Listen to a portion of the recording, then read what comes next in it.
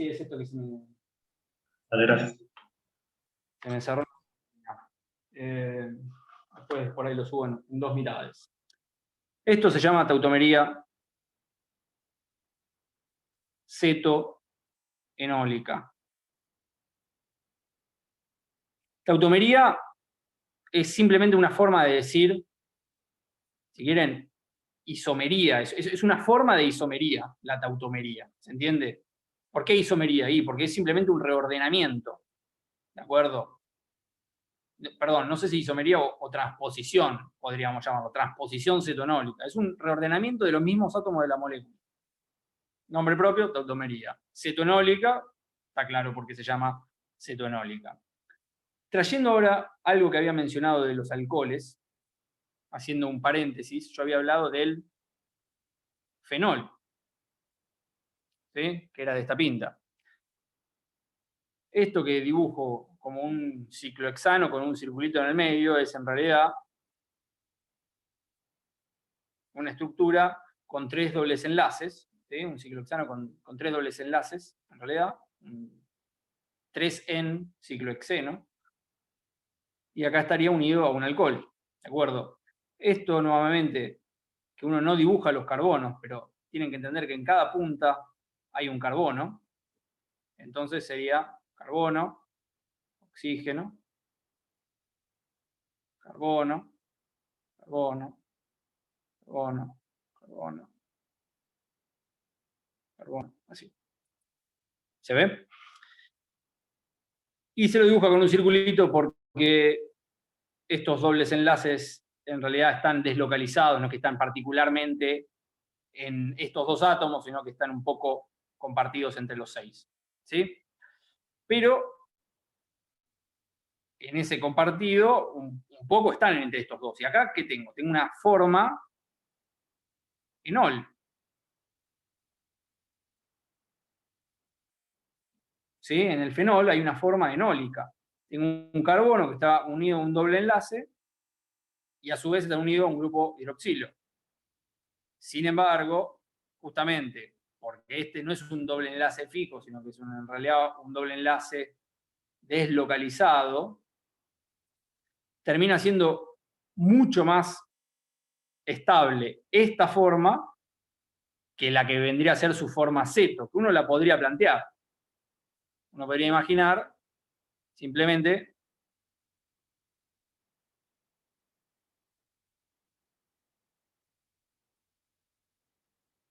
una molécula de este tipo, ¿no? Donde el hidrógeno pasó ahora a este carbono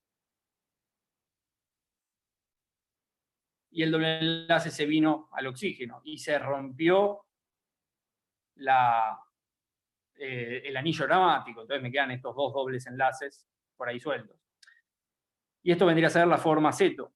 Pero tal como digo, en el fenol, justamente por estar en el anillo aromático, está mucho más estabilizado la forma enol que la forma ceto. Vendría a ser la excepción a el general de las tautomerías cetonólicas. ¿De acuerdo? Sigamos con aldehídos y cetonas. Dejamos este paréntesis de alcoholes.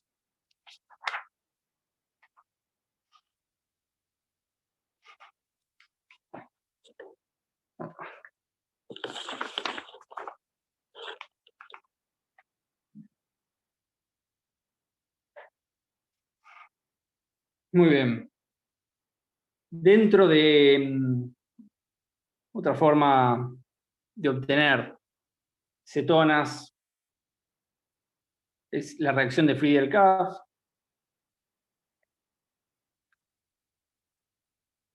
que esa la vamos a dejar para cuando veamos aromáticos.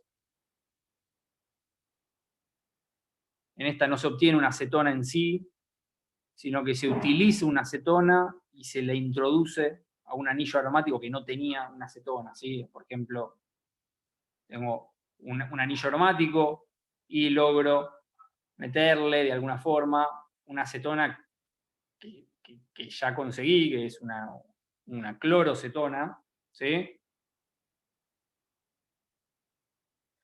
Y entonces es importante en cuanto a que logro meter en un anillo aromático que no lo tenía un grupo carbonilo. Pero no es que lo estoy obteniendo de por sí el grupo carbonilo, porque en realidad ya lo proveí acá.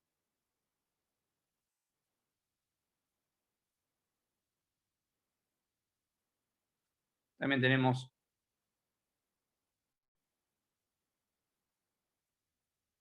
la oxidación de alcoholes secundarios, ¿sí? Ya la estuvimos trabajando, ¿sí? No sé si hace... Bueno, vamos a repetir. Un alcohol secundario es un carbono, un alcohol en un carbono secundario unido a dos carbonos. Si lo oxido, ya dijimos que se oxida a carbonilo y obtuve un acetona. Bien. No se puede seguir oxidando porque ya este carbono está con sus 4 enlaces. Similarmente, podríamos pensar en la oxidación del alcohol primario con PCC, o sea, con un oxidante muy suave, obtener entonces un aldehído o una acetona, también lo mencionamos, y sería otro método de obtención de aldehído.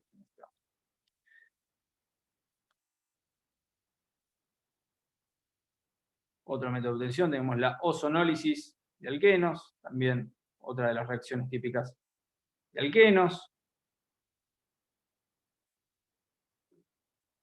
Alqueno más ozono, catalizado por zinc y agua. Voy a romper este doble enlace y voy a terminar obteniendo dos moléculas separadas, ¿sí? Dos cetonas o aldehídos separados, dependiendo de qué sustituyentes tenga acá, ¿no?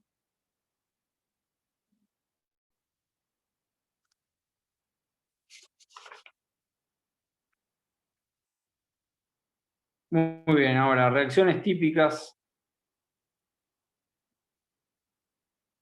de aldehídos y cetonas.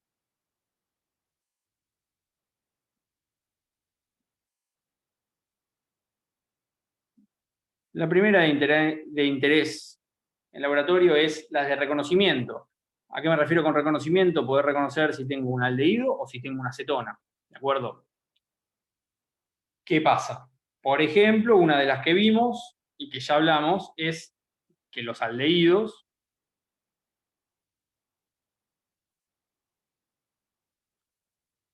si yo los hago reaccionar con un oxidante, obtengo un ácido carboxílico. En cambio, una acetona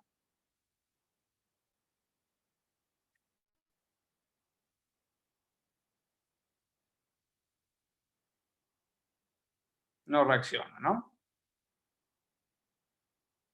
Entonces esto sería un método de tratar de distinguir el uno del otro. Típicamente, en laboratorio se trabaja con reactivos que nos permiten saber de forma más fácil, es decir, de forma visual, si ocurrió o no ocurrió una reacción. Tienen su nombre propio y son el reactivo de Tollens y el de Benedict. El reactivo de Tollens, hacemos reaccionar un aldehído con una sal de amonio y plata, ¿sí? Un complejo de amonio y plata, en medio básico, y termino obteniendo esto de acá, ¿sí? Oxido mi aldehído, obtengo el ácido carboxílico, y lo que se reduce al oxidar este carbono es esta plata, que pasa de ser plata más 1 a plata 0. Se reduce, ¿sí? Se reduce, se convierte en plata metálica, y si lo estoy haciendo esto en un tubo de ensayo, no agitado, o sea, lo dejo quieto, poco a poco esa plata microscópica que se forma en solución empieza a caer de solución, ¿sí? A precipitar. Y precipita como plata. Entonces se empieza a depositar en las paredes del tubo, donde antes había una solución incolora, se empieza a precipitar un color plateado en las paredes del tubo. Por eso digo que es un reactivo muy visual que identifica si hay aldehído en mi mezcla. Y también identifica si lo que tengo es una, o sea, si no veo esta solución, este espejo de plata que se le llama,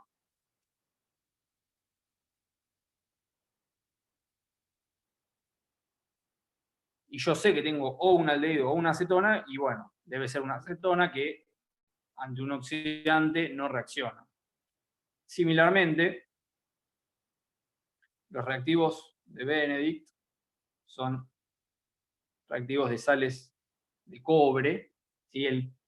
El cobre en solución suele tener un color celeste, azul, y va a ocurrir lo mismo. Ese reactivo va a intentar oxidar, y si lo que yo tengo es un aldehído, lo va a lograr oxidar. ¿Sí?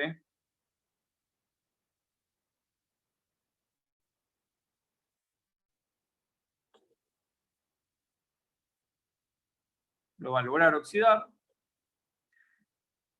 se reduce el cobre, y en este caso va a precipitar, queda como óxido cúprico, que es, si el cobre disuelto, típicamente azul o celeste, este es un precipitado rojo, ¿de acuerdo? Nuevamente me permite tener un reconocimiento rápido de si tengo aldehído en solución o no.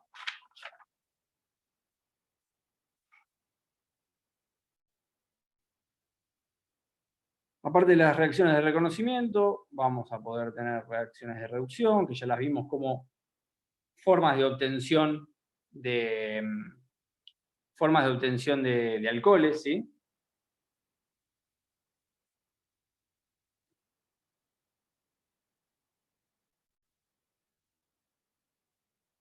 ¿Sí? Hidrogenación, ¿sí? Reducción mediante hidrógeno, hidrogenación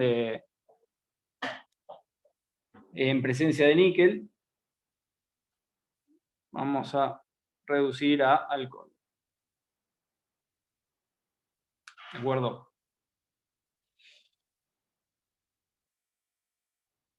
Y también podríamos hacerlo con litio-aluminio. Importante entonces marcar cuál puede ser una diferencia. Si por ejemplo tenemos una molécula que tenga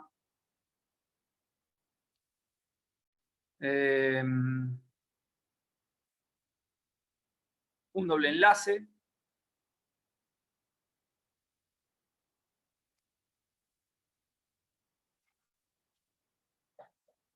y un grupo carbonilo en la punta. ¿Sí? Fíjense, esta otra forma de esquematizar, simplemente con líneas. Ya tengo un carbono, 2, 3, 4 carbonos. Entre estos dos carbonos tengo un doble enlace, y en este carbono de la punta tengo una unión a un oxígeno con doble enlace. ¿Sí? Yo esto lo reduzco mediante el primer método, que sería con hidrógeno y níquel. Voy a obtener mi alcohol, ¿sí? Similarmente, pero también voy a reducir este doble enlace, ¿de acuerdo? ¿Por qué? Porque cuando vieron reacciones de alquenos, una de las reacciones posibles de alquenos era la hidrogenación de alquenos. O sea que esta hidrogenación, además de afectar al doble enlace del carbonilo, también va a afectar a cualquier otro doble enlace que tenga la molécula, y me va a quedar entonces una molécula toda con simples enlaces y bueno, un alcohol en la punta. En cambio, si voy con alguno de los otros reductores posibles, los hidruros, ¿sí?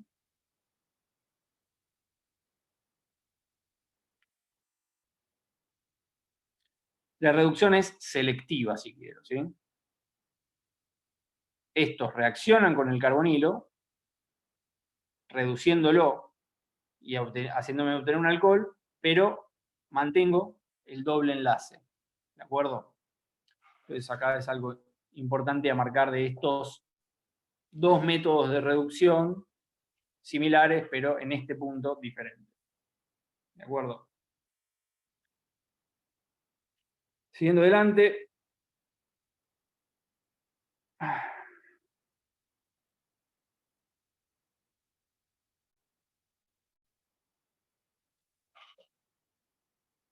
En general vamos a tener adiciones nucleofílicas, ¿sí? Tenemos un doble enlace en el carbonilo, y por ende algo se va a poder adicionar. Vimos que acá teníamos una densidad de carga negativa y acá una densidad de carga positiva. O sea que si yo tengo un nucleófilo, es decir, una sustancia que le sobran electrones, se va a ver atraída a esta parte del carbonilo que tiene carga positiva. ¿De acuerdo? Básicamente, si hablamos de mi carbonilo y algún nucleófilo, típicamente están unidos por ahí a un hidrógeno, pero podría ser que no. Y entonces al carbono irá el nucleófilo, pierdo el doble enlace que tenía con el oxígeno, me queda un simple enlace y ahora el oxígeno, que quedó rengo, se le adiciona el hidrógeno en mi nucleófilo, ¿sí? Por ejemplo, puedo tener adición de un alcohol y que mi alcohol sea el nucleófilo, ¿de acuerdo? Entonces, en ese caso, lo que sumo sería, por ejemplo, algún alcohol genérico. Esto va a actuar de nucleófilo, esto va a actuar de electrófilo, y lo que obtendré entonces será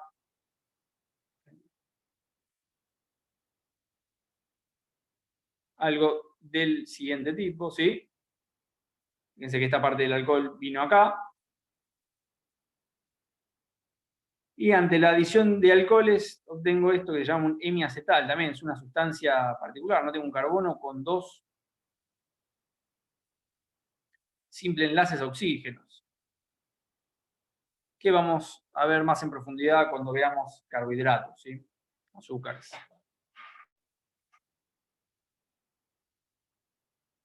Siguiendo adelante, para no quedarnos demasiado en los hemiacetales, podemos halogenar a los carbonilos. ¿Por qué? Esta situación de que el carbonilo tenga esta densidad de carga negativa acá y esta densidad de carga positiva acá, afecta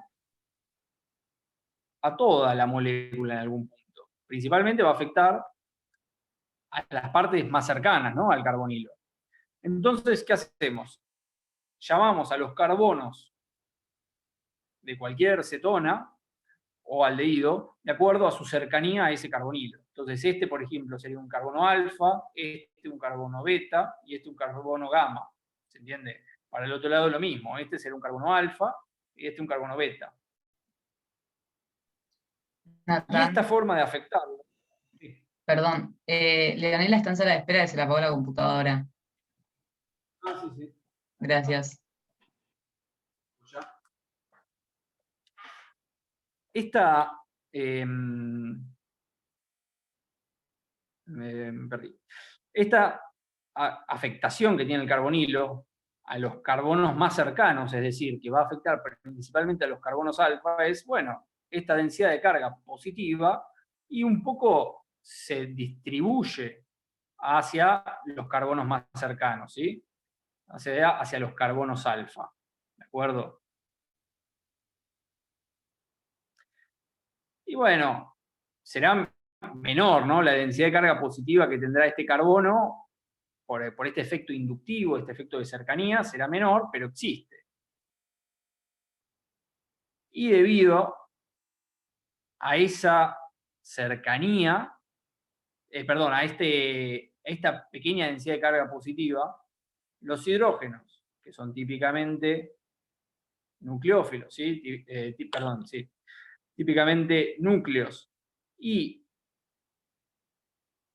no se ven expulsados, porque no es que se ven expulsados, pero no les cuesta tanto, en este esquema, ¿sí?, de átomos que se unen entre sí, no les cuesta tanto irse de este carbono, ¿sí? Una sustancia que libera hidrógenos, la consideramos una sustancia ácida, ¿no? Otra forma de hablar de esto, entonces, sería decir que estos carbonos alfa tienen una acidez mayor, no alta, no es que sea un ácido, para nada, pero bueno, tiene más tendencia a perder ese hidrógeno que si no tuviese un carbonilo al lado, ¿de acuerdo? O sea, que si yo alguna acetona cualquiera, ¿sí? La meto en medio básico, ¿sí? Catalizado por una base, y si esta base es suficientemente fuerte, y quizá voy a poder robarle uno de estos hidrógenos a los carbonos alfa. ¿De acuerdo? Entonces, la halogenación, lo que hago es agarrar algún halógeno, ¿sí? Cualquiera, catalizarlo con un medio básico.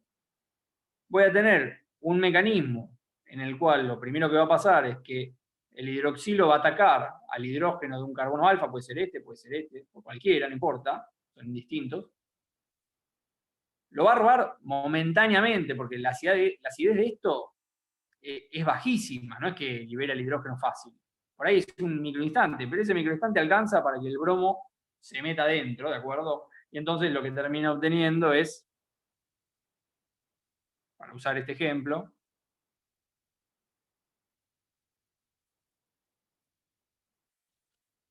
un bromo que sustituyó a un hidrógeno del carbono alfa.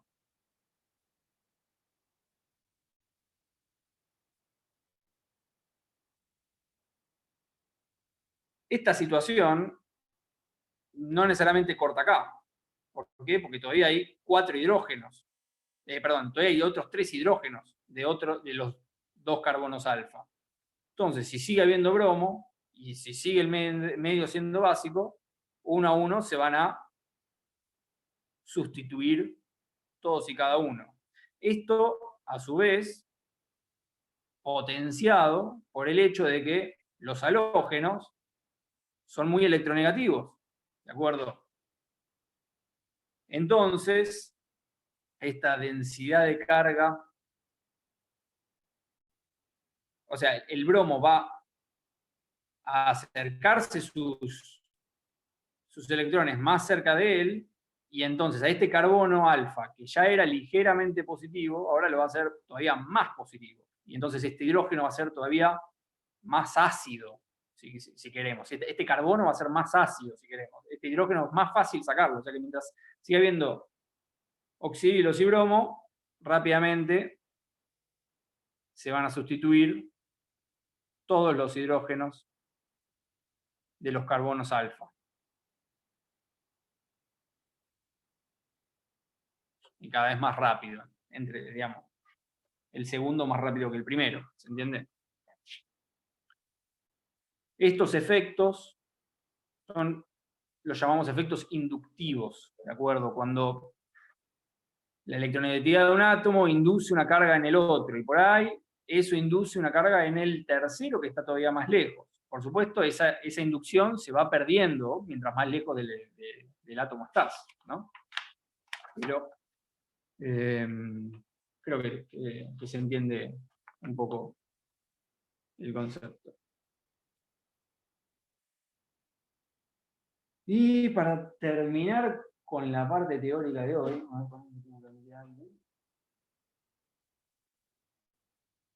ver, vamos a preguntar en el chat. Listo. Vamos a hablar un poco de los ácidos carboxílicos.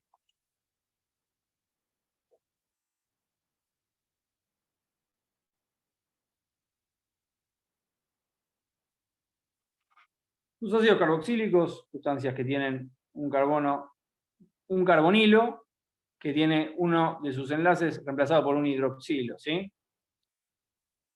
Los llamamos ácidos carboxílicos porque tienen comportamiento ácido. Son sustancias muy reactivas, tienen 3 centros de ataques muy obvios, ¿sí? Por un lado tengo el doble enlace, el enlace carbono-oxígeno y el enlace oxígeno-hidrógeno. ¿Sí? Sustancias típicamente de feo olor, muchas veces se obtienen de cosas rancias, ¿sí? O de cosas que fueron atacadas por bacterias, ¿sí? Sudor, malos olores. Tienen bastantes fuerzas intermoleculares debido a tener este puente de hidrógeno, ¿de acuerdo?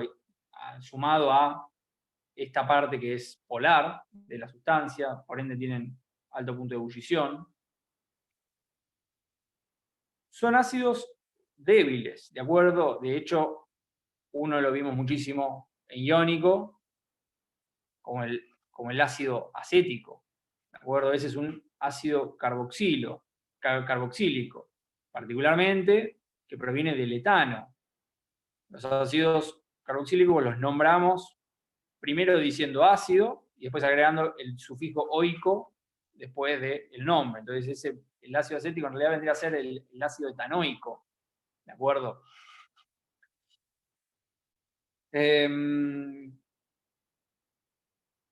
Y ya que venimos hablando un poco de este concepto de acidez debido a deslocalización de electrones y esta posibilidad de perder un hidrógeno, hablemos de un poco más. ¿Por qué se dice que son ácidos? Nuevamente, ácidos débiles, no ácidos fuertes como el clorhídrico, el bromídrico. No obstante, los más ácidos de todos los compuestos orgánicos. ¿Qué era que hacía que algo lo podamos llamar ácido? Y principalmente su capacidad de liberar ese protón, ¿no? En este caso,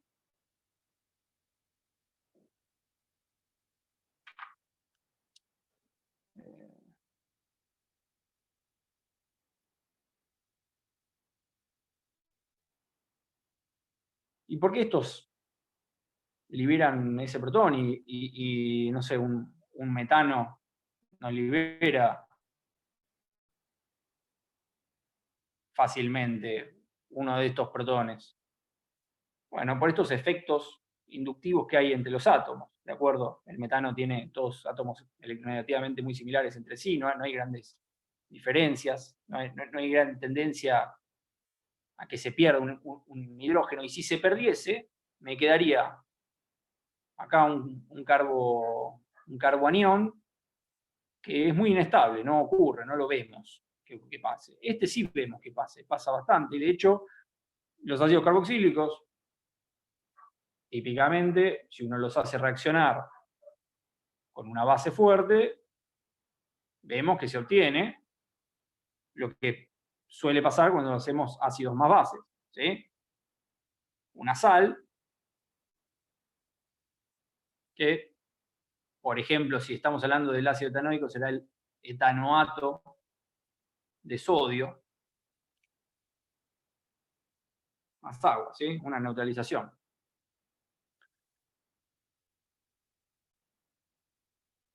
Esta es la forma en que nos damos cuenta que es ácido. Ahora, la explicación en su estructura de por qué es ácido se debe a que para que este pueda liberar un protón, se tiene que dar que se pueda obtener esto y esto.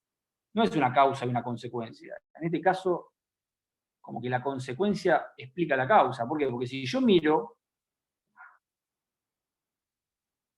este producto y puedo ver que en su estructura por ahí va a ser relativamente estable, y bueno, probablemente a este no le cueste tanto perder un protón. Al etano, si pierde un protón, no sé, una de cada no sé cuántos billones de moléculas pierde un protón, esto que se forma es súper inestable y rapidísimamente encuentra un protón y se lo vuelve a agarrar. Y por ende, casi que no ocurre. ¿Se entiende? Ahora como lo que obtengo no es tan inestable, y bueno, tiende más a perder este protón. Cuando pierde un protón, y bueno, esto que me queda no se apura tanto en volver a agarrar un protón. ¿Por qué esto es más estable? En efecto de resonancia, ¿sí? Similar a lo que pasa con el anillo bencénico, donde este doble enlace se deslocaliza entre los dos oxígenos, entonces esta carga negativa se distribuye un poco entre las dos moléculas.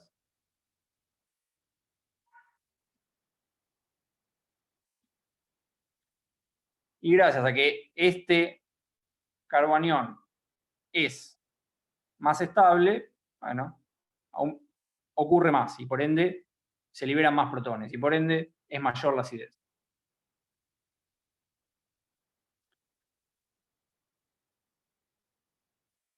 ¿Qué otros factores pueden llegar a afectar la acidez? Entonces, estamos hablando de ácidos carboxílicos y antes de entrar en todas las reacciones, estamos hablando ahora de su estructura y cómo puede afectar la acidez.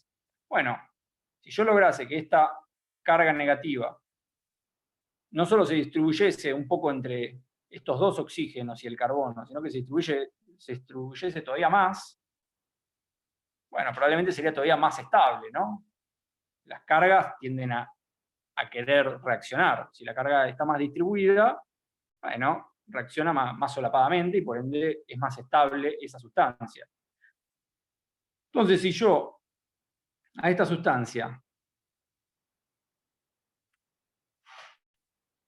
pongo sustituyentes me refiero a, por ejemplo, meter en vez de un hidrógeno otra cosa, ¿sí? Sustituyo un hidrógeno por otra cosa. Sustituyentes muy electronegativos,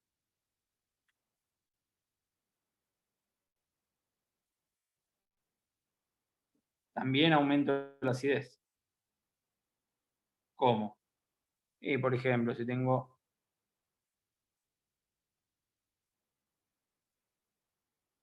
este etanoico, ¿sí? Que ya perdió su hidrógeno. Y ahora, este carbono, en vez de estar unido a 3 hidrógenos, está unido a 2 hidrógenos y un cloro, este cloro es muy electronegativo. Vimos que los halógenos eran todos muy electronegativos. Vamos a reemplazarlo por otro que ya usamos mucho el cloro. Flúor, también, muy electronegativo. Si es muy electronegativo, atrae hacia sí los electrones. ¿De acuerdo? Y por eso, de alguna forma, tiene un efecto inductivo donde esta carga negativa se ve atraída hacia el resto de la molécula. ¿De acuerdo?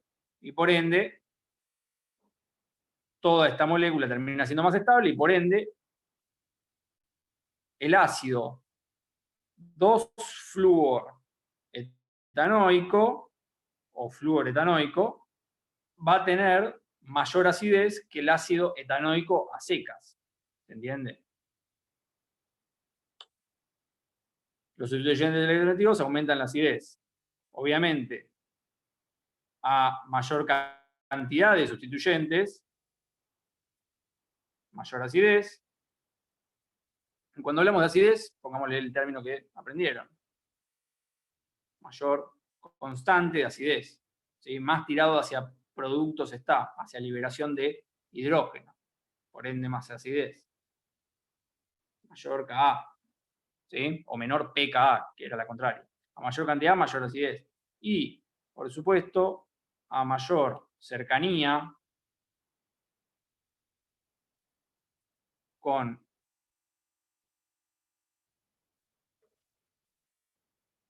el grupo funcional, mayor será la acidez. ¿A qué me refiero? Si en esta molécula yo tengo en vez de 2 carbonos, 3 carbonos y el flúor está acá, en el carbono más lejano, bueno, en comparación a este, el efecto inductivo de este flúor es menor. ¿Se entiende? En este, que está más cerca del flúor, es mayor la cercanía. Con este otro caso, ¿a qué me refiero? A mayor cantidad. Y tengo 2 flúor, mejor que tener un solo sustituyente de flúor. Si tengo 3, todavía mejor. Mejor para el lado de aumentar la acidez. ¿Se entiende?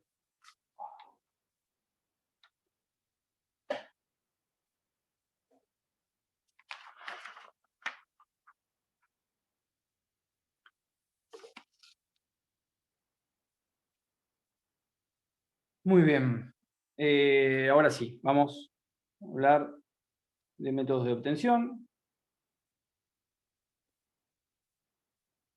Ya estuvimos trabajando con la oxidación de alcoholes,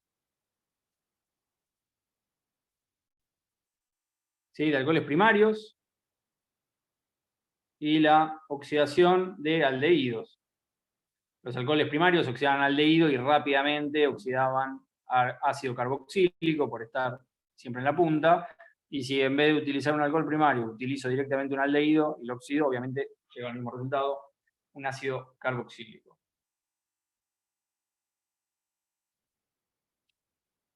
Otras más particulares, tenemos la oxidación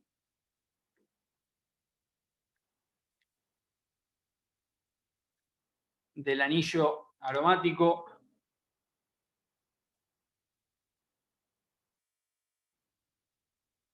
sustituido. Entonces, si yo tengo un anillo aromático sustituido por una cadena, ¿sí? Esta cadena puede ser de un carbono, de 2, de 3, de 4, de 5, pero en presencia de un oxidante fuerte, como el permanganato de potasio, concentrado le pongo, con temperatura suficiente, voy a romper esa cadena por el primer carbono, que es el que está unido al anillo aromático. Entonces el anillo aromático tiene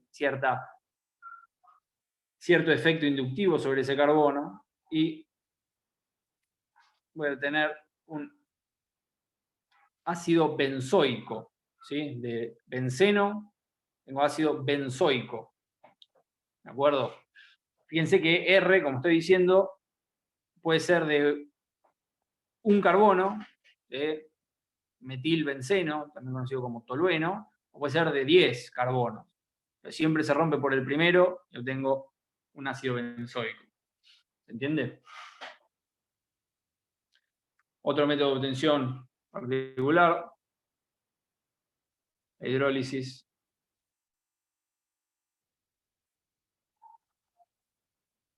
de nitritos. Los nitritos son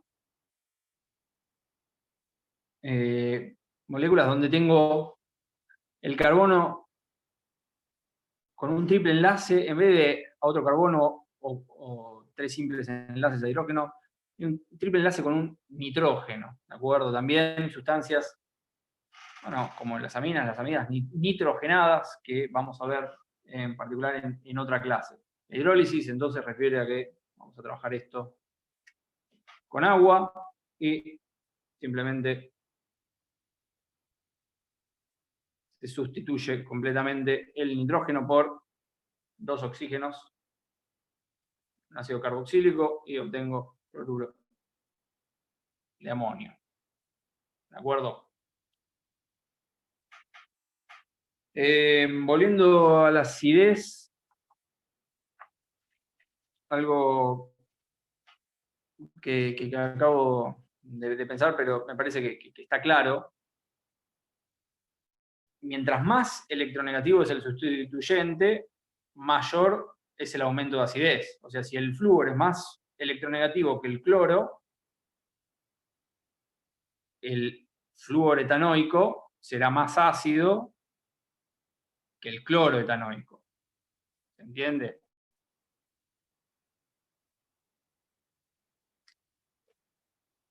Tendrá un mayor Ka.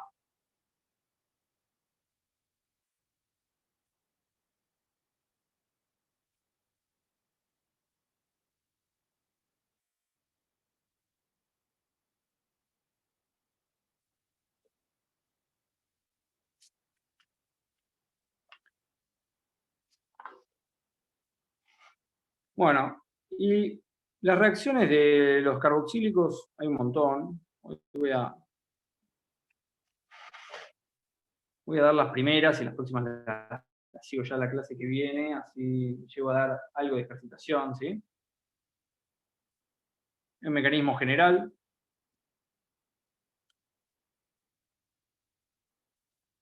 En el que tengo, por ejemplo, digamos, un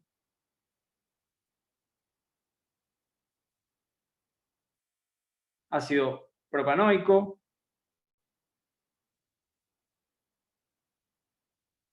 y voy a estar atacando toda esta parte de la molécula, ¿sí? Y depende qué le ponga, va a cambiar mi resultado, ¿sí? O sea, voy a separar la molécula por este punto, si quiero. ¿Sí? Por ejemplo, si le sumo un alcohol, terminaría obteniendo, por un lado, lo que separé, unido a esta parte del alcohol y, por otro lado, agua. ¿De acuerdo?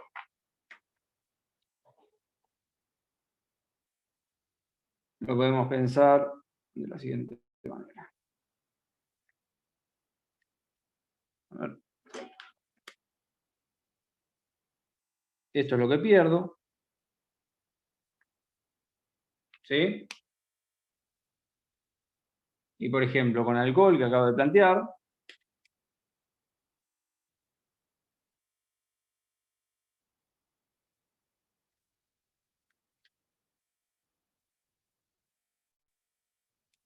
esto es lo que se une. Quizás medio confuso la elección de colores. Bueno.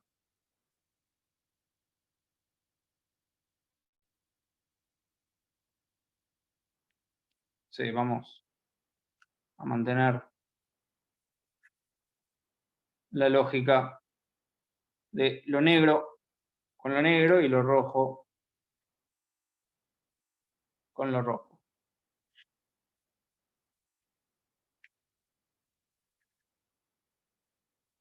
Con un alcohol, entonces ya estuvimos viendo que obtengo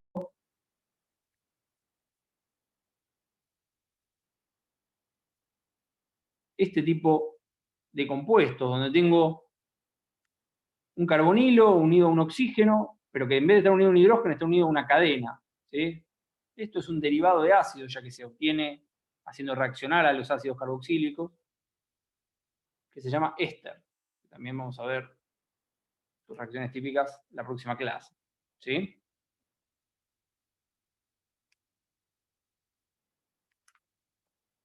También puedo tener una reacción con otro ácido carboxílico cualquiera.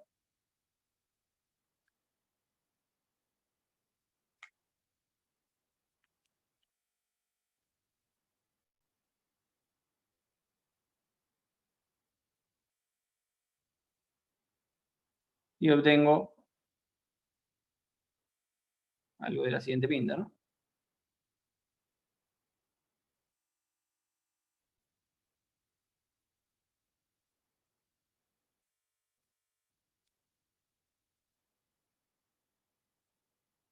Siempre más agua.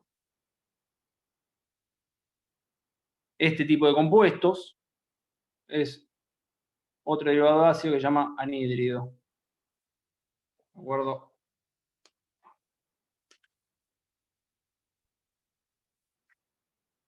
También podemos tener reacciones con aminas. ¿Sí? Las aminas todavía no las vieron, pero son compuestos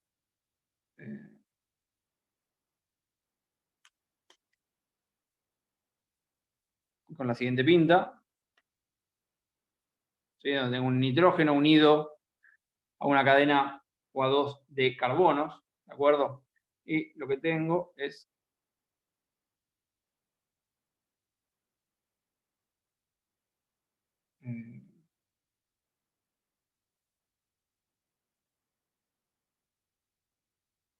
una amida. Y también podemos con cloruro de tionilo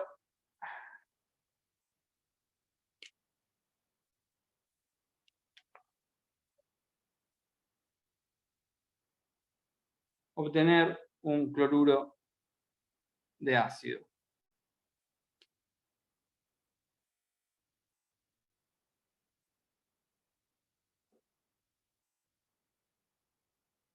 Las reacciones de los ésteres, de los anhidros, de las amidas y los cloruros de ácido, nos dejamos son todos los que se conocen como derivados de ácido, lo dejamos para la clase que viene. Vamos a tratar de hacer algo de ejercitación ahora, que nuevamente va a ser estos mismos conceptos, pero preguntados, ¿de acuerdo? Pero sirve para sumar en alguna parte del cerebro e ir anotando toda esta data, ¿de acuerdo? Doy 5 de descanso fijos, o sea, y 37, sigo con la clase. ¿Vale, chicos?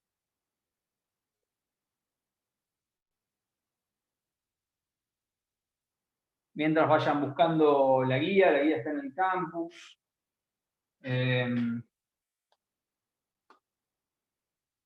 No sé si se la pudieron descargar, está en la parte. A ver, ¿dónde está? No estoy seguro si no está en la parte de las teóricas, pero es la guía de ejercicios.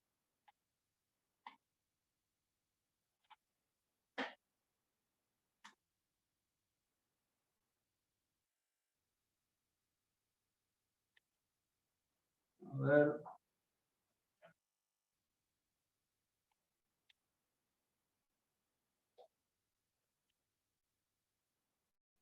Sí, está junto a las teóricas, ¿sí? En la carpeta de clases teóricas química aplicada, casi al final de todo hay un ejercicio, una PDF que se llama Problema de Química Orgánica. El que no lo tenga, vaya bajándolo y ahora lo vemos, ¿vale? Y 37, como dije. Sí, está, la verdad, medio mal ordenado. Después lo voy a duplicar. Lo voy a poner también en el otro lado.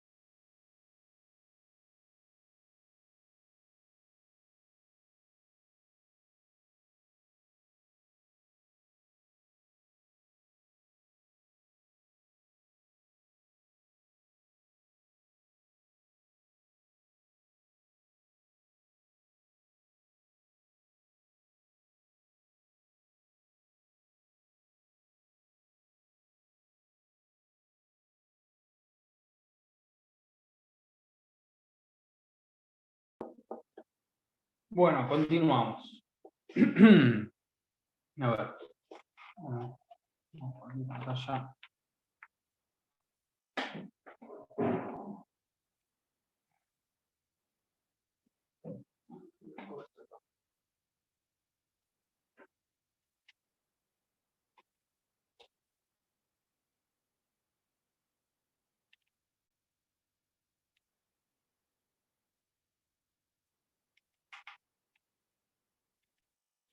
Muy bien. Este es el PDF, les pido que se bajen. Ejercicio química de los compuestos orgánicos. Los primeros ejercicios, fórmulas, isomería, nomenclatura, sí, lo pueden repasar bien del Baylis. Propiedades físicas de compuestos orgánicos, las reglas generales que mencioné al principio de la clase.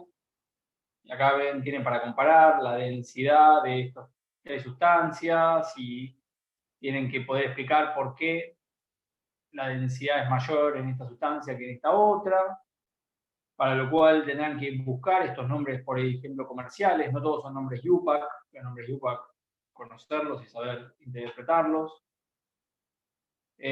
Buscar estos nombres comerciales, aprendérselos, muchos son importantes, estos nombres propios. Los que aparecen en la guía son importantes conocerlos. Y bueno, mediante la estructura de cada una de estas sustancias, ir explicando con lo que vimos de las fuerzas intermoleculares, ¿sí? Otro lo mismo, con temperatura de ebullición. Acá tenemos uno de miscibilidad, donde nos piden comparar la solubilidad del agua más el etanol en comparación al agua más el etano de diol, ¿de acuerdo? Por ejemplo, sabemos que polar disuelve polar, el agua es polar, el etanol es polar también, o sea que se disuelven entre sí. Y me lo vas a comparar con el agua y el etano diol, o sea, una sustancia que tiene dos puentes de hidrógeno. Por ende es más polar y por ende espero que sea aún más miscible en agua en comparación al agua más etanol. ¿Sí? Son simples cuando uno conoce y entiende las pocas reglas que hay detrás de esto. ¿Sí? Después arrancan los de hidrocarburos, que ya estuvieron trabajando con Mónica, los de petróleo, y hoy arrancamos con compuestos orgánicos oxigenados, ¿vale? Veamos, el ejercicio 15 habla de, nos pide escribir las ecuaciones correspondientes al tratamiento con hidruro de litio de aluminio y posterior acidificación de ciclohexanona, 2-butenal, fenilmetilcetona, benzaldehído. El 16 lo vamos a saltear. Busquen qué es la hidroquinona. O busquen su forma, si este refiere al revelador fotográfico antiguo, digamos, analógico, para fotos en blanco y negro, ¿sí? Teníamos este revelador que revelaba una sal de plata, por eso acá me habla de ion plata,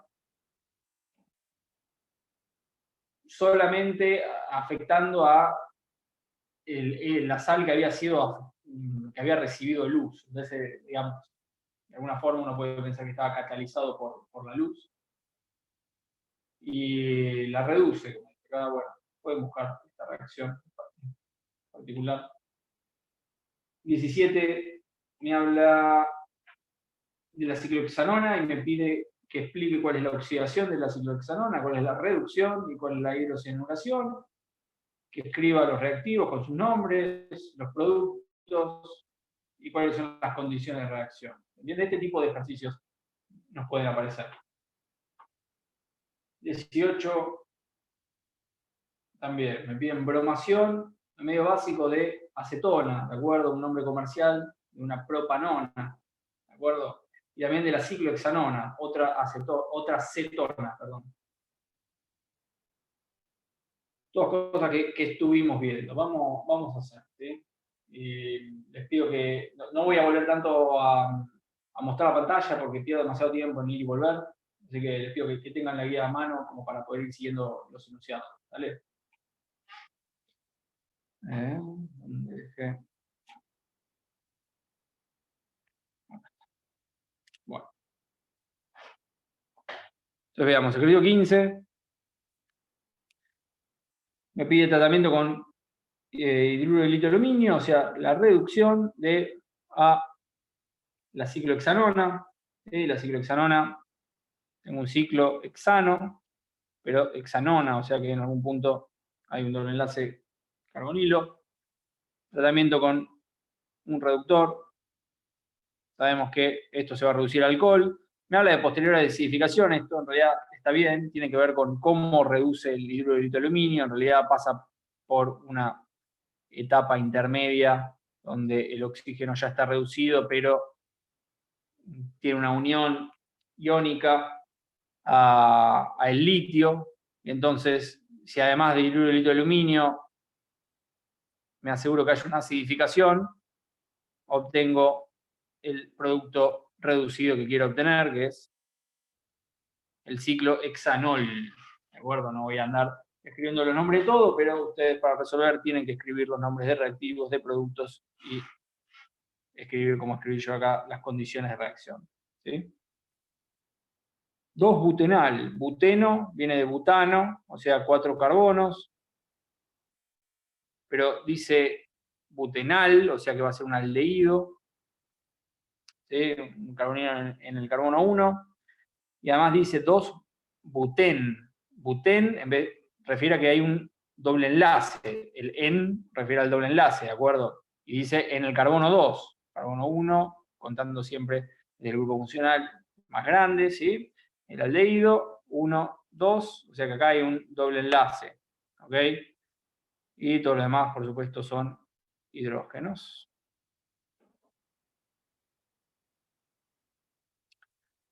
Vamos a reducir directamente así, tratamiento con litio de aluminio y posterior acidificación, y esperamos obtener lo mismo, pero reducido, ¿no? Fíjense, o sea, acá en vez de un doble enlace, un oxígeno, un simple enlace y obtuve un 2-butenol, ¿no? Un alcohol.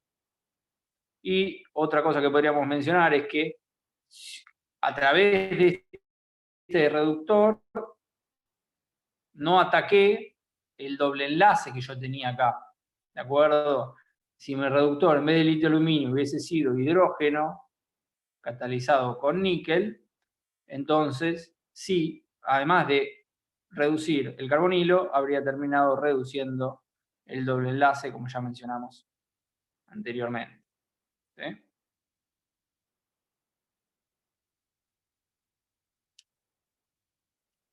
El C me dice fenilmetilcetona. Ok. Entonces tengo una acetona, fenilmetil, está reemplazada, en vez de 2 hidrógenos o 2 carbonos, están reemplazados por un fenil y por un metil. Entonces uno será un metil, viene del metano, y el otro es un fenil. El fenil vendría a ser el prefijo referido a el benceno, ¿sí? Los grupos aromáticos. De la misma forma, el fenol se llama fenol, con la misma raíz del nombre, ¿no? Fenil, metil, cetona. Y lo mismo, ¿no? Si lo voy a reducir, voy a atacar simplemente el carbonilo, todo lo demás queda como está. Me tendré fenilmetil, fenilmetanol, feniletanol. Ahí está. Y finalmente el benzaldehído, ¿sí? El benzaldehído es un aldehído del benceno, ¿de acuerdo? Por supuesto, el benceno no puede tener acá un doble enlace porque a este carbono no le alcanzarían los dobles enlaces, o sea que el benzaldehído siempre asume un carbono más, ¿sí? Podríamos decir que es un fenilmetanal, si quieren, ¿de acuerdo? Y misma situación, vamos a reducirlo. Posterior acidificación, simplemente reducimos el carbonilo a alcohol. Y ahora es un fenilmetanol.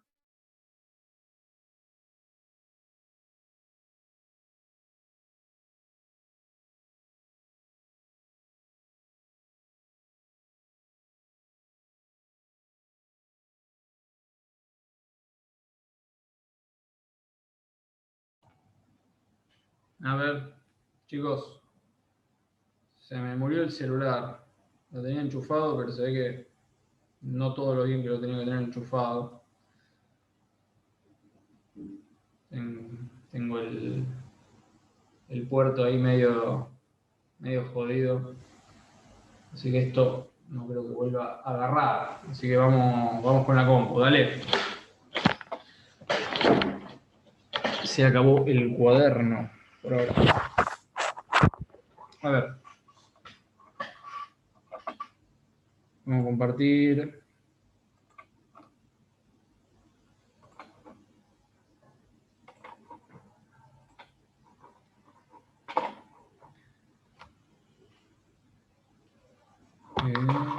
Vamos a compartir todo, ya que estamos.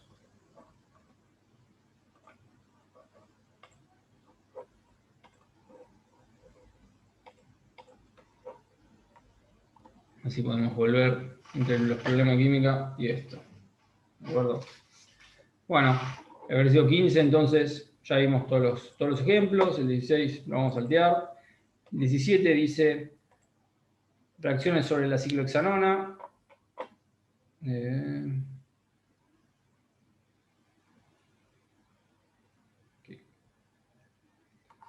Está difícil dibujarlo, ¿no? A ver.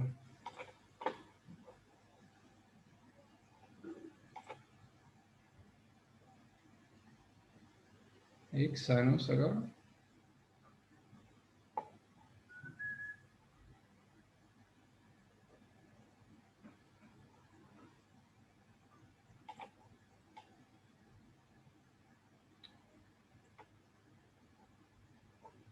La ciclohexanona va a ser un ciclohexano que un carbono tiene un doble enlace con un oxígeno. Uy.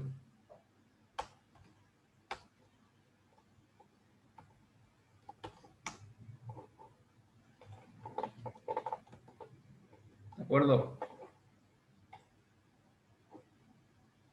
El PowerPoint, dale a ver. Lo tomo.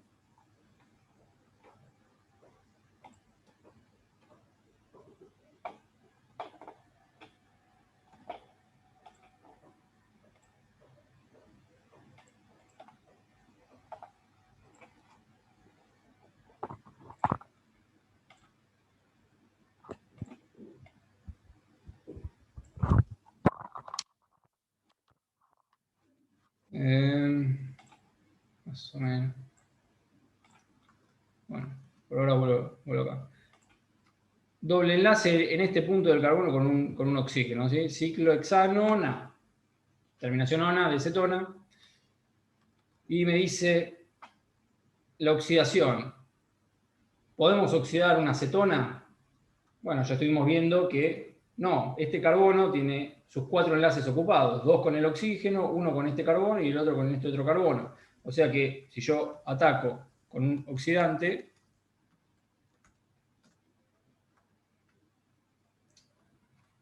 vamos a hacer así.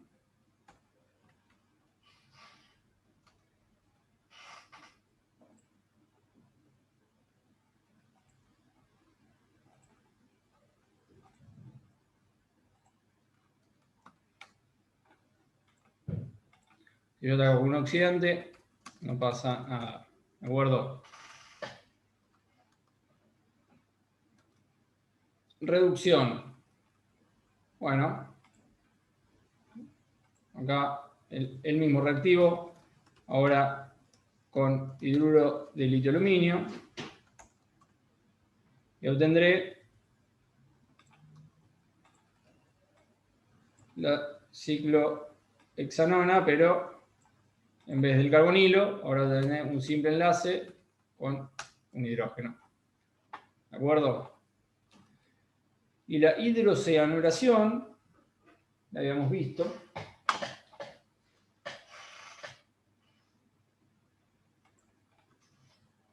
es este reactivo más hidrocianuro, ¿sí? Ácido cianhídrico,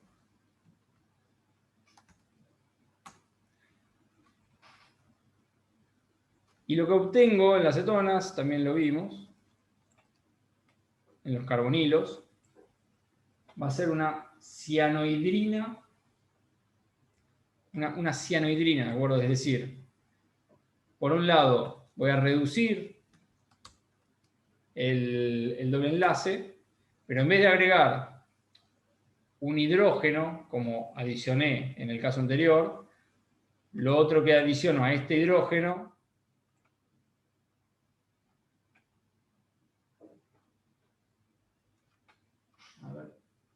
a ver si revive el celular.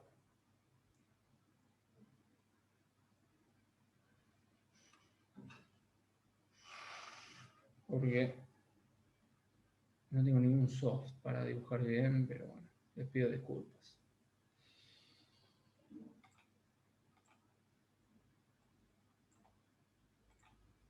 Va a ser el grupo ciano, ¿sí? Cianohidrina, justamente se la llama porque en el mismo carbono tengo un ciano y un hidroxilo, de ahí la hidrina, ¿sí? Es una cianohidrina de ciclohexanol, ¿de acuerdo?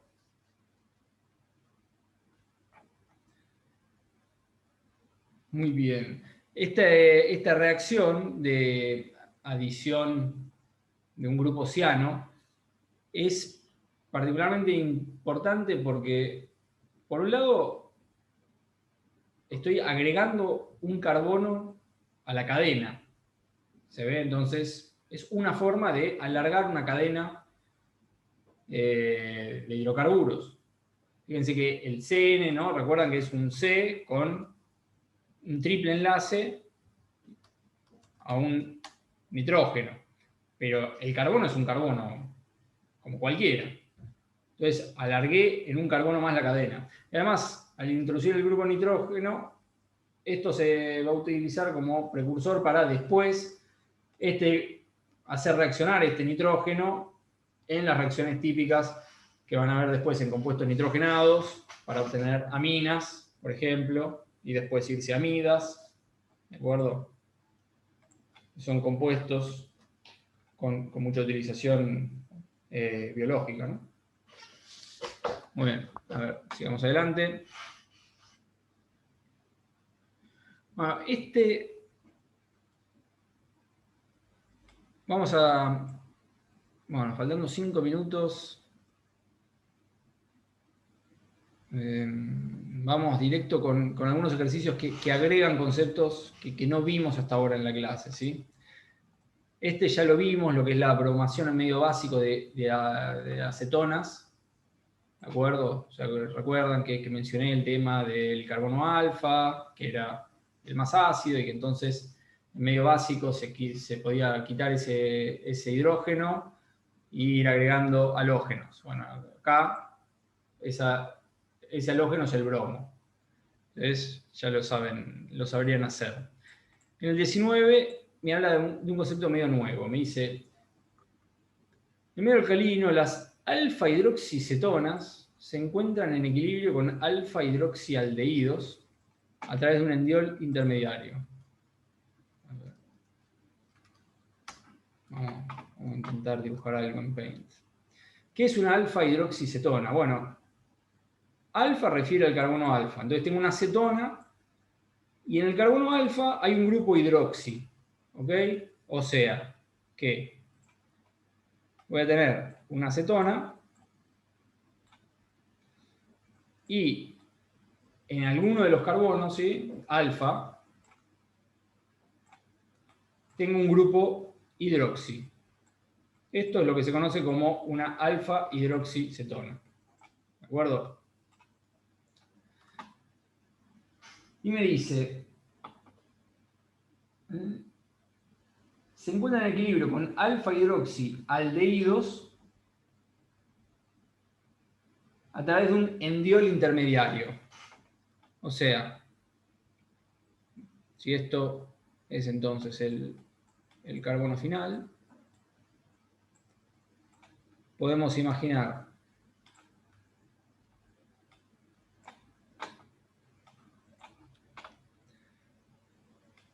un De la misma forma que esto es una alfa hidroxicetona, un alfa hidroxialdehído. ¿Sí? El grupo carbonilo ahora está en el carbono final.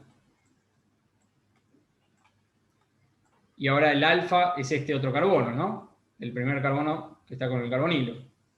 Y este es el alfa hidroxi, entonces este está con un grupo hidroxilo. Y es un alfa hidroxialdehído porque el carbonilo como está corrido al carbono 1, ¿sí? Acá, para este lado, sigue la cadena. Dice que está en equilibrio mediante un endiol intermediario.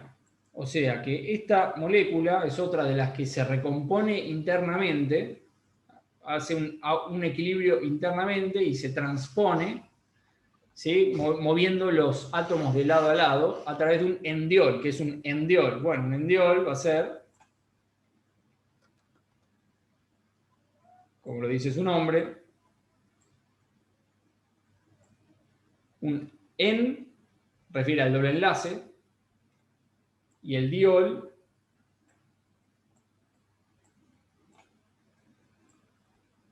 refiere a que hay dos grupos alcoholes en los carbonos, ¿sí? Y esto sigue para allá. Y para acá no sigue.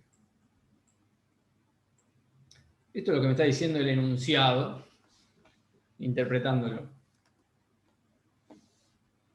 Mostrar con un ejemplo el desplazamiento de electrones que ocurre.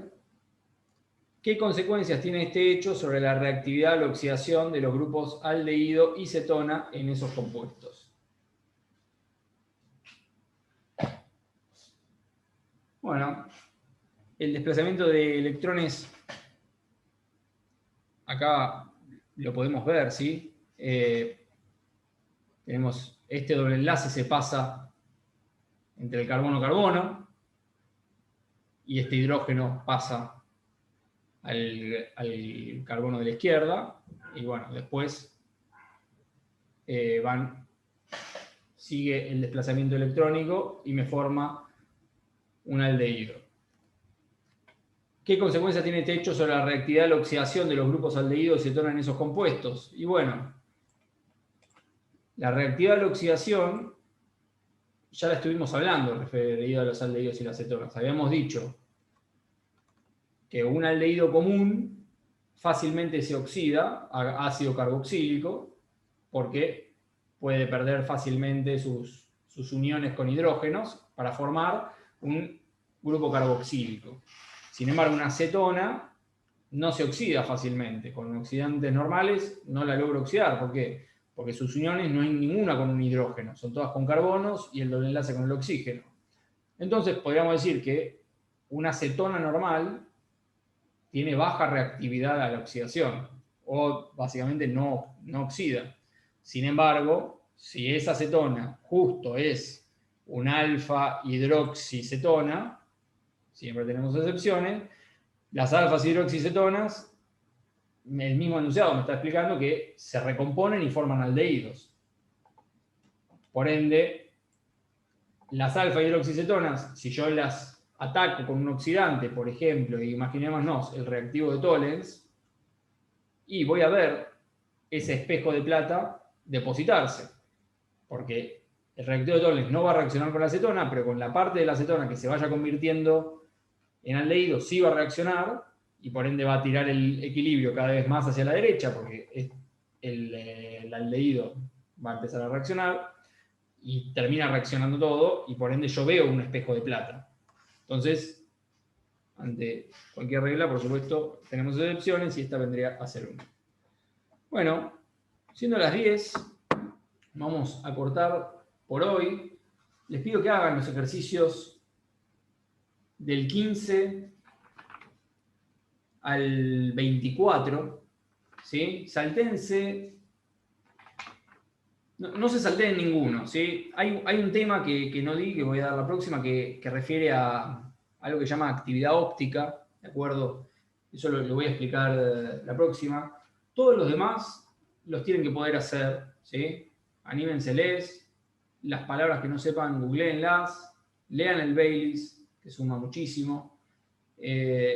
y traten de empezar a hacer. Les pido que pongan el padrón.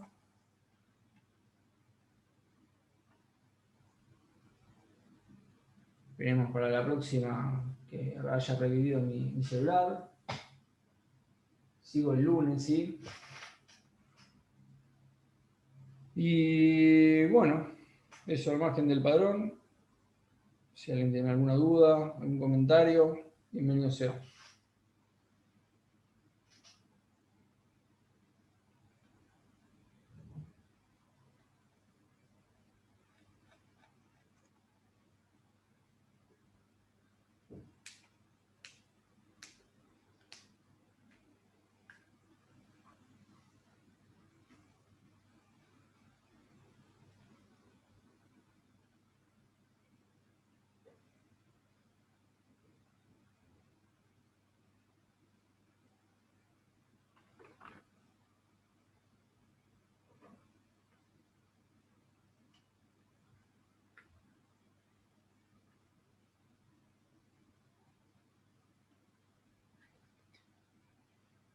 Sí, el ejercicio 23 habla de un polarímetro, eso es lo que voy a explicar la clase que viene, pero en una parte, la parte de las reacciones inténtenlas hacer, lo mismo el 24. También habla de actividad óptica, pero los primeros ítems son de reacciones y se pueden hacer. Y hasta ahí terminan los ejercicios de oxigenados, ¿sí?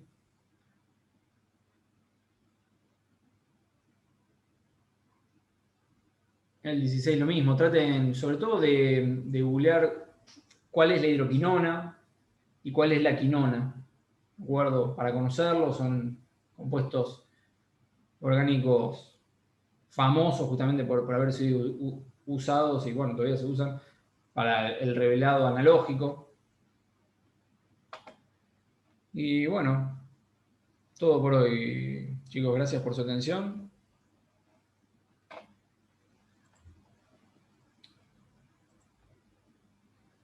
Les mando un saludo.